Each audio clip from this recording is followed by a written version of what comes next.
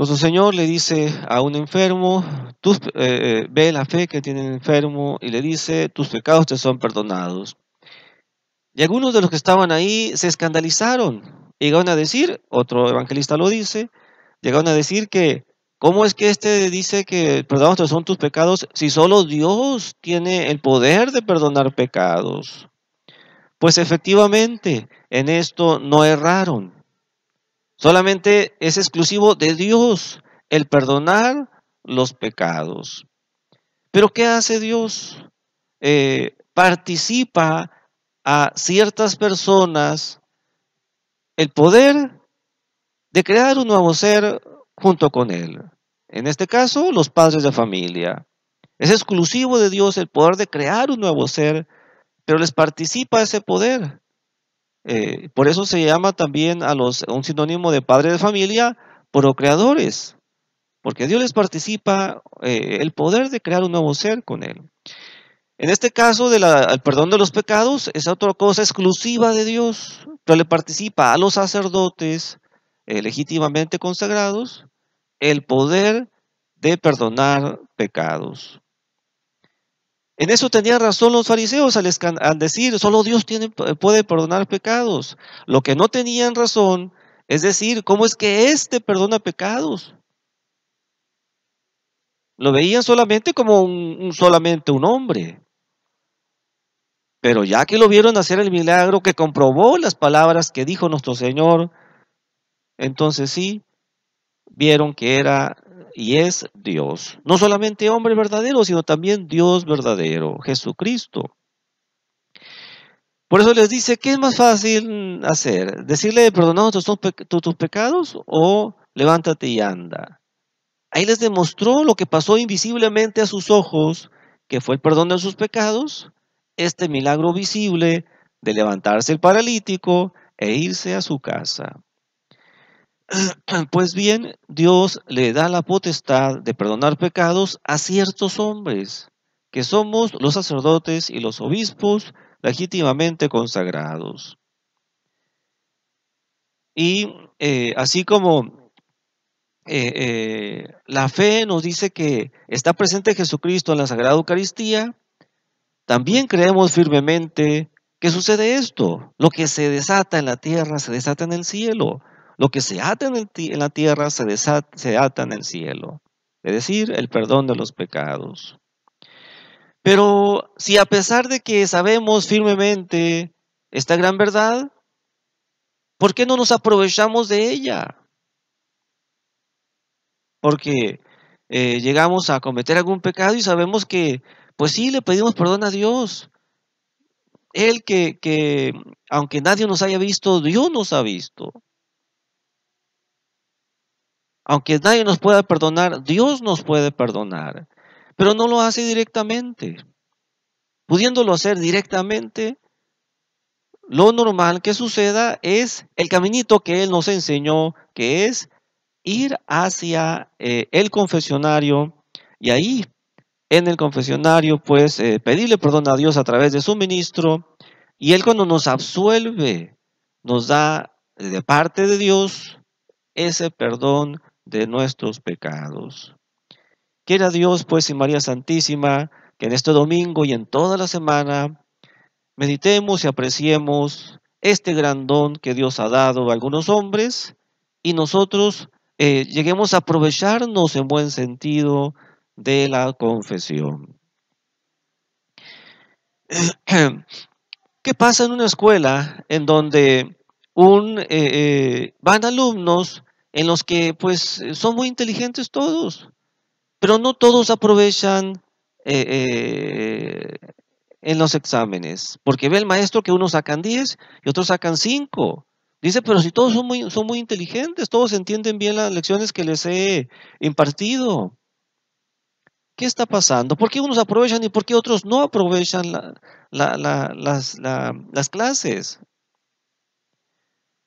Pues es porque no hay la misma aplicación de unos y de otros.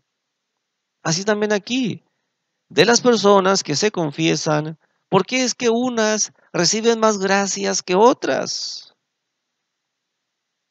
aparte del perdón de los pecados.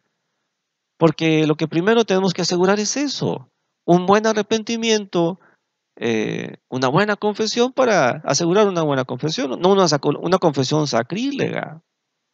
Entonces, en primer lugar está esa dificultad, animarnos a confesarnos. Hace 9 años, no sé si se acordarán, tenía unos alumnos en el seminario que estaban cursando la materia de pastoral. Y esos alumnos hicieron una encuesta entre ustedes, preguntando, ¿por qué creen ustedes que la gente no se confiesa? Y había varias opciones. Y luego otras preguntas decían, ¿por qué creen que la gente no se aprovecha, en buen sentido, mejor de las confesiones? O sea, ¿por qué no recibe más gracia?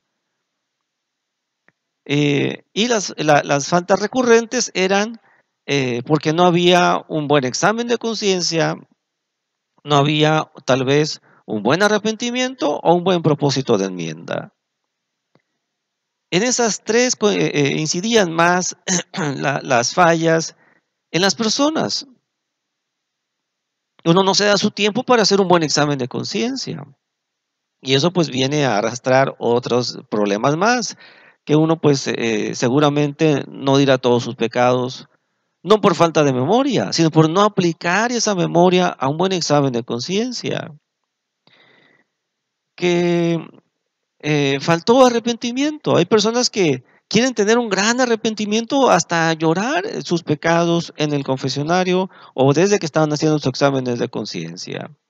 Pero hemos de recordar, con lo que nos dice San Alfonso de Ligorio, 5 cualidades de un buen arrepentimiento, que es que el arrepentimiento sea sincero, sobrenatural, universal, sumo y confiado.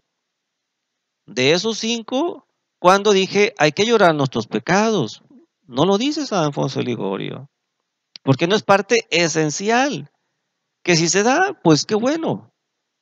Ese dolor espiritual, que es el arrepentimiento, también llegue a ese dolor sensible, al grado de que uno pues se conmueva y hasta llega a llorar sus pecados. Pero si no se da, tengan la tranquilidad de que sí es un buen arrepentimiento, siempre y cuando reúnan esas 5 cualidades. Vamos a ver, sincero. ¿Somos sinceros en nuestro arrepentimiento? ¿O somos como aquel niño que le pregunta a su papá, oyes, ¿por qué le pegaste a tu hermano? Y el papá está viendo que le pegó, pues. Pero ese niño dice, no, yo no le pegué, se cayó solito, por eso está llorando. ¿Qué pasa con este niño? No es sincero, no reconoce las faltas que cometió. Así nosotros, si no hay ese arrepentimiento sincero, no vamos a reconocer delante de Dios y delante de su ministro, que es el confesor. Entonces le está faltando la sinceridad. El otro, universal. Si yo reconozco que cometí 5 pecados, pero me arrepiento de 4, de 3, eso ya no es universal. Universal es que abarque todos los pecados que reconozco que cometí. Sumo, o sea, grandísimo. Que mi arrepentimiento sea tan grande que yo esté dispuesto a hacer todo lo que esté de mi parte para evitarlo de nuevo, evitar cometer de nuevo ese pecado. A veces que uno llevado del fervor llega a decir, pues yo hago el propósito de nunca jamás pecar de aquí en adelante. ¿Eso lo podremos hacer? Pues tal vez sí, pero tal vez no. No nos desanimemos por eso, no nos desalentemos por eso de que no lo lleguemos a cumplir. Pero lo que sí vamos a poder cumplirlo es poner todo de nuestra parte, aplicar todos los medios para evitar de nuevo ese pecado. Que llegamos a recaer, pues hay que volvernos a levantar. Porque si dijéramos, yo hago el propósito de nunca jamás ensuciarme las manos de aquí en adelante, ¿será eso posible? Pues me la voy a volver a ensuciar. O la ropa, me la voy a volver a ensuciar la ropa. Pero voy a hacer lo posible por no ensuciarme las manos o no ensuciarme la ropa. Pero de ahí a que diga yo, Ya no me voy a volver a confesar porque voy a volver a pecar otra vez. Siento que voy a volver a pecar otra vez. Es como decir, ya no me voy a lavar las manos. ¿Por qué? Porque pues la voy a volver a ensuciar. Creo que me la voy a volver a ensuciar. Ya no voy a lavar la ropa porque creo que me la voy a volver a ensuciar la ropa. Uno trata de no ensuciarse, pero ya que se ensució, ¿qué hace? La vuelve a lavar. Así también va a ser un buen arrepentimiento si hace el propósito uno de poner todo de su parte para no ofender a Dios o Señor, al prójimo o a uno mismo, pero si llega a faltar en alguno de los mandamientos, llega a caer, se vuelve a levantar. Que se llega a ensuciar, se vuelve a limpiar con un buen arrepentimiento, con otra buena confesión y seguir adelante. Dios sabe mejor que nadie del barro que estamos hechos y por eso es que nos ha puesto ahí este sacramento, como una fuente. Dice una de las visitas a Jesús sacramentado, de que en Jerusalén, en no sé en qué lugar, dice, había una fuente donde iban todos a lavarse y quedarse limpios. Pues el comentarista de este pasaje dice que nuestro Señor ha puesto una fuente en medio de su iglesia, donde vamos pues a limpiarnos de todos nuestros pecados. Así que acudamos pues a reunir esos 5 requisitos, esas 5 cualidades para asegurar un buen arrepentimiento en nuestra confesión. Por falta de buen arrepentimiento es porque no le sacamos el mayor provecho posible a este sacramento que Dios nos ha dejado. Otra cualidad, aparte de sumo, es sobrenatural. Que mi arrepentimiento sea por motivos sobrenaturales como el infierno, el cielo o Dios. ¿Qué pasa con el motivo del infierno? La persona dice, yo creo que existe el infierno. Yo no quiero caer en el infierno. ¿Y qué hace? Se arrepiente, le pide perdón a Dios, se confiesa. Ese motivo es el más imperfecto, pero es suficiente, es el mínimo, pero suficiente, pasa. Aspiremos a un motivo más elevado, como lo es el cielo. ¿Qué dice la persona? Yo sé que hay cielo, yo quiero llegar al cielo, pero por eso que cometí, no creo que voy a llegar. ¿Qué hago? Me arrepiento de todo corazón, le pido perdón a Dios, y entonces sí, vuelve a surgir esa esperanza de alcanzar el cielo. Y luego, aunque no es el mínimo, no es el mayor, el mayor de los motivos, el perfecto motivo. Aspiremos, pues, al motivo que sí es el perfecto motivo de arrepentimiento sobrenatural, que es por amor a Dios. Que diga la persona, pues yo me arrepiento porque con esto yo he ofendido a Dios. Yo he quedado mal con Dios. Yo he roto la amistad con Dios. Yo quiero recuperar esa amistad con Dios. ¿Y qué hace uno? Pues se arrepiente de todo corazón y se confiesa. Eh, y ahí están los 3 motivos sobrenaturales. El motivo del castigo, el motivo del premio y el motivo de el amor a Dios. Claro que pues nos va a atemorizar el castigo. Claro que nos va a traer el premio, pero sobre todo que sea una fuerza irresistible este primer motivo de el amor a Dios, que realmente que sea por amor a Dios que nos arrepintamos de todo corazón. Y luego el confiado, que uno tenga la confianza de que Dios lo puede perdonar. ¿Qué tanto nos puede perdonar Dios? Si se ha mostrado como un océano infinito, un océano grandísimo de misericordia.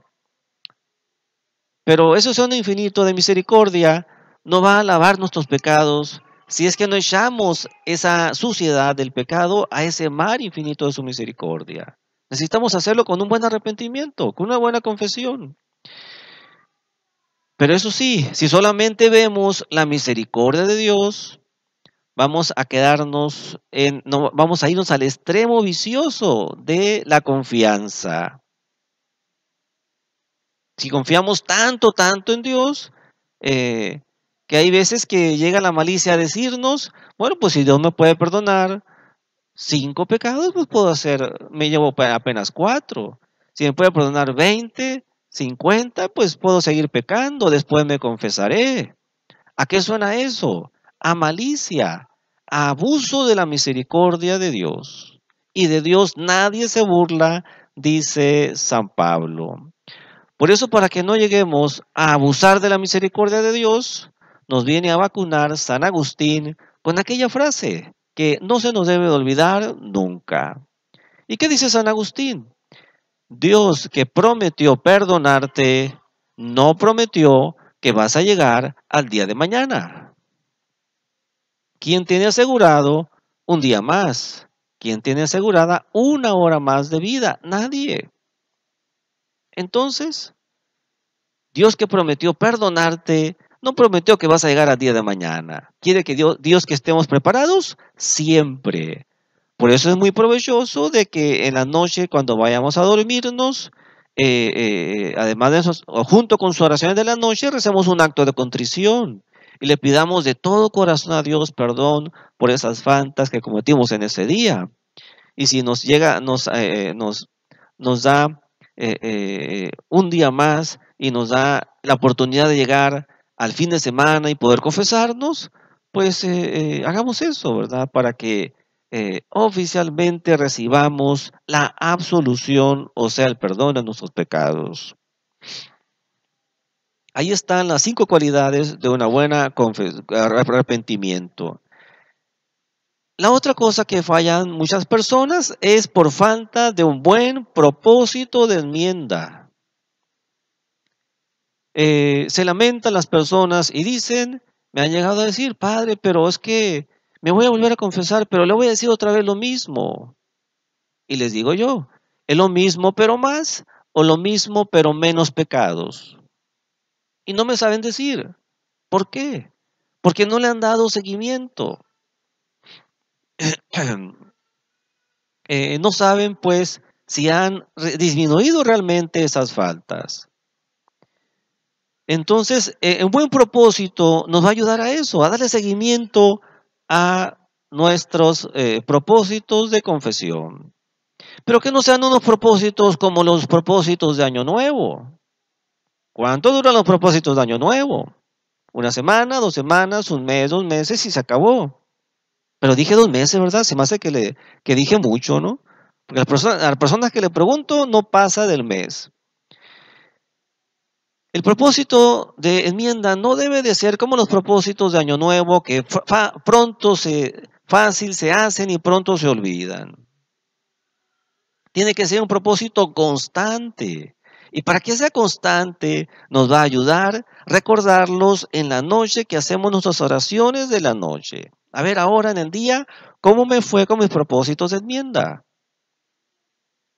Por eso se nos olvidan los propósitos de enmienda. ¿Por qué no los revisamos? Revisémoslo pues cada noche para que no se nos olvide y llegarnos a dar cuenta de que vayan disminuyendo, y si damos cuenta de que no, que van aumentando, es doble lamento el que debemos de hacer para ponernos a pensar qué es lo que está fallando y por qué estamos aumentando esas faltas de las que nos hemos dolido, de las que nos hemos arrepentido.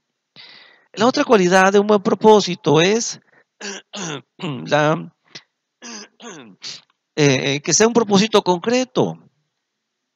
Eh, porque no aterrizamos bien el propósito, por eso falla el propósito. Una persona que se arrepiente de ser perezoso y que dice, de aquí en adelante voy a ser diligente. Eso no sirve, porque es un propósito general, muy general, el decir, voy a ser diligente de aquí en adelante. Pero si dice la persona, he sido perezoso porque me levanto tarde, ¿cómo le voy a hacer para levantarme temprano? La respuesta a esa pregunta es un propósito concreto. ¿Qué voy a hacer para levantarme temprano? Si dice la persona, Es que me arrepiento de haber dicho mentiras. Bueno, ¿cómo le voy a hacer para no decir tantas mentiras? Ninguna mentira. Esa respuesta que dé, que encuentre, va a ser un propósito concreto, bien aterrizado, para que vea qué va a hacer de aquí en adelante para evitar esa falta.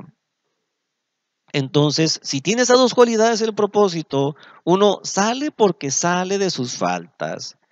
Hay unas que se pueden salir, que se pueden erradicar inmediatamente, con el mismo rapidez de hacer uno el deseo de no volver a pecar más. Pero hay otras que como se fueron formando a través de la repetición de ese acto de la mentira o de la crítica o de la pereza o de lo que ustedes quieran, pues se fue formando un mal hábito de esa pereza o de esa mentira o de esa crítica o de lo que sea. Entonces, claro que va a costar trabajo erradicarla, claro que no se va a quitar de un día para otro, pero si nosotros ponemos esa constancia, que sea bien concreto el propósito, vamos a darnos cuenta de que cada día van a ser menos. Y aparte, si nos estamos confesando, pues ¿qué pasa? No estamos solos. Es más, dice San Agustín que sin mí nada podéis hacer. Hablando sobre esto que dice Jesucristo, sin mí nada podéis hacer. ¿Qué significa? Que estamos haciendo solos, o sea, no vamos a poder nada. Pero si nos estamos confesando, estamos asegurándonos la ayuda de nuestro Señor. Va a venir a fortalecer nuestro propósito, nuestra voluntad. Y claro que salimos porque salimos de ese mal hábito del que tanto nos lamentamos. Entonces, llevamos el propósito de enmienda. La cuarta cosa para hacer una buena confesión es decirle al Padre todos nuestros pecados. Aquí quiero hacer hincapié cómo es que el mundo denigra la confesión. Porque hace chistes, hace comedia de la confesión. Y todavía nosotros eh, llegamos a decir eso. Entre nuestros amigos y todo estamos también repitiendo esos chistes, esa comedia. Es algo tan serio, tan delicado, que no debemos de hacer pues chistes de la confesión. El licenciado, el médico, por ética profesional, eh, mantienen pues lo que le dice el cliente o el paciente en el consultorio o en la barra de abogados. No anda diciendo por aquí y por allá lo que le dijo el cliente o el paciente. Pues el sacerdote, todavía más que ética profesional, se le llama sigilo sacramental. No tiene que andar diciendo por aquí y por allá lo que le dijo el penitente. Y todavía más, sacrilegio para el confesor que llega a decir eso. Por eso uno, sabiendo lo delicado de la materia, pues claro que respeta muchísimo este sacramento. Había una señora que una vez me dijo, padre, pobrecitos ustedes. ¿Por qué? Le digo yo. Es que todo lo que andan cargando de nosotros que nos confesamos con ustedes. Mire señora, si pasara eso, pues ya estaríamos 3 metros bajo tierra. Eso no pasa. Mejor haga de cuenta que pasa esta otra cosa. Mire, le echamos aquí en la carpetita y carpetazo lo que sigue. Lo que se dice en el confesionario, ahí se queda en el confesionario. No andan averiguando de qué pecado es de cada quien. Hasta por salud mental uno tiene o cuida mucho eso. Una señora que se confesaba con Monseñor, llegó a decirle, pues era muy curiosa la señora. Y ya ven que pues uno a veces tiene pena de confesarse porque dicen pues que va a decir el padre de mí, o ya no me va a hablar el padre. Pues esta señora le dijo a Monseñor, padre, ahora que me confesé, ¿qué piensa usted de mí? Y Monseñor San Francisco de Sales le dice, pues señora, que usted es una santa. Y aquella señora se indignó, se enojó. ¿Cómo es que se está burlando de mí, Monseñor?